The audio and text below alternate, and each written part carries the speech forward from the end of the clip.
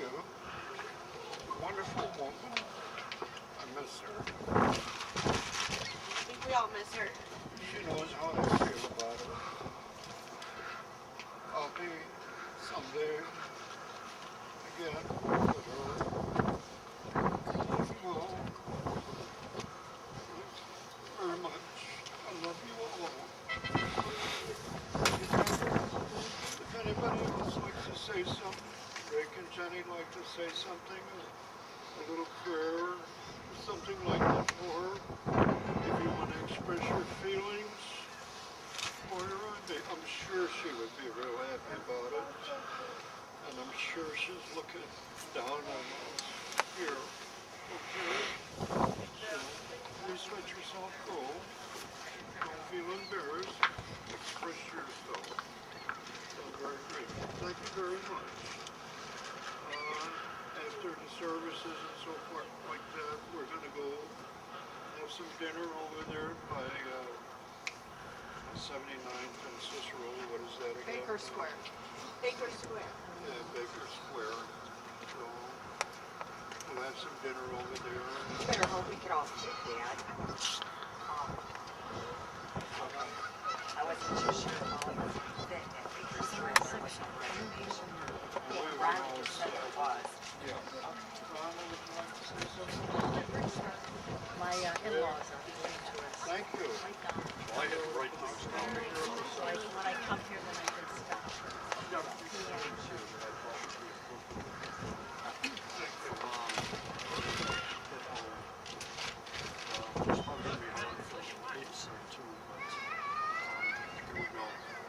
Takes a mother's love to make a house a home, a place to be remembered no matter where we roam.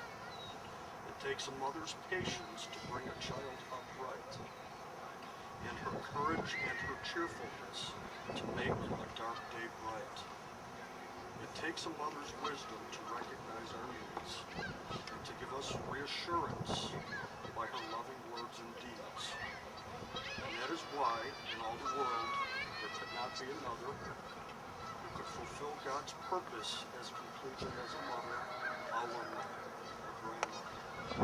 Love her, miss her. Can't believe it's a year already. It's hard. It's really nice that we're all here to honor her on this day. Got a couple more here. I don't want to take a lot of time, but I just think they're appropriate at the time. Mother in gladness, mother in sorrow, mother today, mother tomorrow. With arms ever open to hold and caress you, O mother of mine, may God keep and bless you.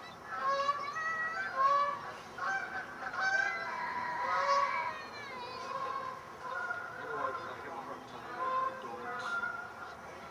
I don't know what else to say. It's just, I love her and I miss her. I wish she was here with us now, but she's in a better place.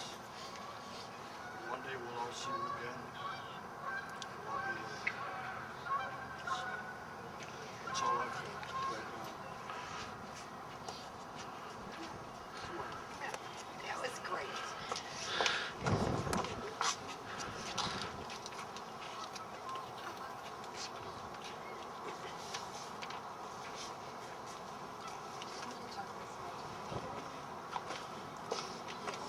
How I remember Mom. I used to go over to Nana and Papa's house every Wednesday.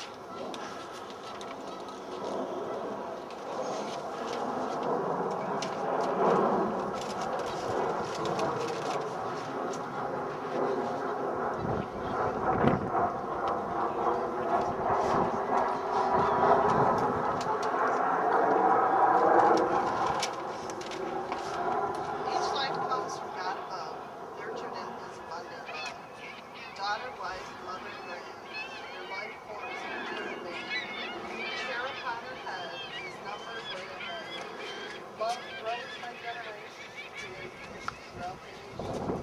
Her two grands and 5 great-grandmothers are just the beginning of Lovey's dreams. Just an average woman of strength and character, bringing her family joy and life. She dried tears, chased fears, taught the art of sharing. The best of all was her gift of caring. One and all took shelter under her wings, and now her glorious voice with the angels sing. Today marks a day of honor and love to Rose, who is now with our God above.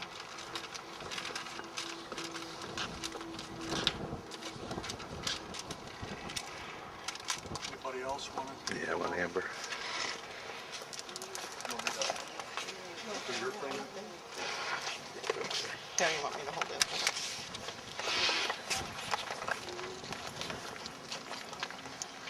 It's okay.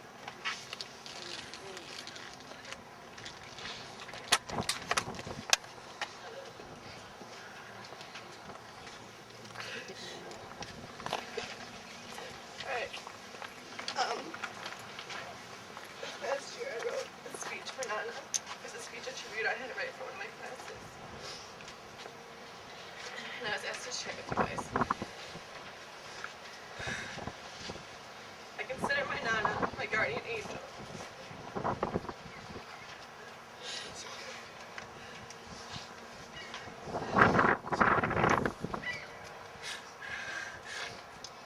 She was born on January 8th, 1937, and passed away at the age of 69 on May 7th, 2006.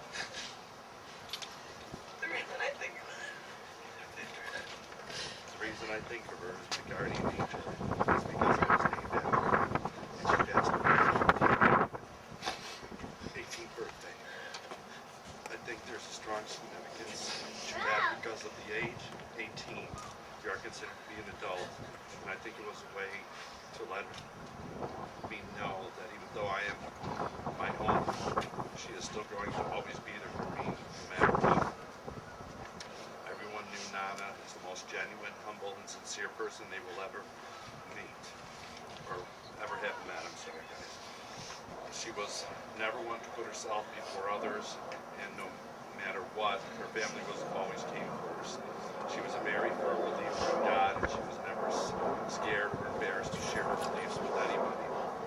Her church meant a lot to her, and she considered the people of her church her family as well. If you ever had a question about something or something really important to you, she was definitely the person to go talk to. She always had answers for everything. She was a very honest person, and everything she said came from the heart. She always knew the right things to say and the right things to do. She was a loving mother of 5 children and devoted loving wife of 47 years. Her passions for kids lead her to the head of the school's PTA. She always wanted to be the best for her children and made sure they were there getting the best possible education. She was in charge of lunches, classroom parties, school carnivals, talent show, and many of the school fundraisers. My Nana also worked in the deli, and even though it wasn't the best job a person can have, she took it very seriously. She saw it as if she slacked on the job, and that she wasn't giving it her best to her customers. Besides all of this, the one day that will always stand out in memory of my Nana would be the day prior to her death. At the age of 58, she was diagnosed with diabetes and Hodgkin's lymphoma. It had been an onward battle ever since. It was May 5th of this year that my dad had called my mom and told her that my Nana's condition had taken a turn for the worst. The doctors had said that she didn't have much longer to live, so we rushed out to see her as soon as possible. By the time we got to the hospital, she has already been taken off of medication, not even for a day and a half. You would have thought that her condition and health would have been so miserable and scared that she wasn't. When I walked in the door, she had the biggest smile on her face and was just so happy to see the family. She never let it once be seen as if she was scared leaving us because she believed that it was going to be a better place. She was happy with her life. My dad told me that she never looked happier and happier than the moment we stepped in the door to see her. My Nana wanted us to be scared My Nana never wanted us to be scared for her. Every time I looked at her, I couldn't help but cry, and I couldn't understand why she was okay with everything. I had just realized that she was so happy because she was with all of her family, and she lived with such an incredible happy life, and now she was going to live an even happier life with God. She is so strong-willed that she waited for the whole family to come and see her in the hospital before she passed. The last words I remember her saying is, "God, please help me." This showed that even though she was going in so much pain, she wanted to wait to say goodbye to everybody. She, without a doubt, was the strongest woman I've ever known. Although this is a very difficult time for my family, it made us realize how important it was to spend more and more time with one another. The hardest part that my dad's side of the family is scattered all around the U.S., so no one really got a chance to see it when it was.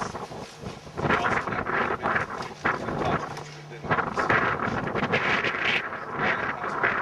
And it was obvious how important it was for all of us to be together as one team. Because of us, it is very important to stay in touch, not only to make her happy, but also to make us closer as a family. It made the situation a lot easier having loved ones around that feeling the same kind of pain. We were able to talk to each other, made one another feel better. My Nana had taught me how to make the best of my life. I've learned that life is way too short to think about negative things. She has always taught me to love and never hate. She has taught me to live life to the fullest and try hard at everything I do, because there's no greater feeling than accomplishing something if you're struggling with or for. But mainly she has taught me to love my family and God, which is always going to be there for me to help me in everything that I do. My Nana is very strong, honest, and loving person. She is someone that I strive to be like more and more every day the rest of my life. And, when she read this to me the first time about a year ago, it's so hard to take time to write something like this. My mom cared for me, and she tried to talk to me before she left. And it was hard for her.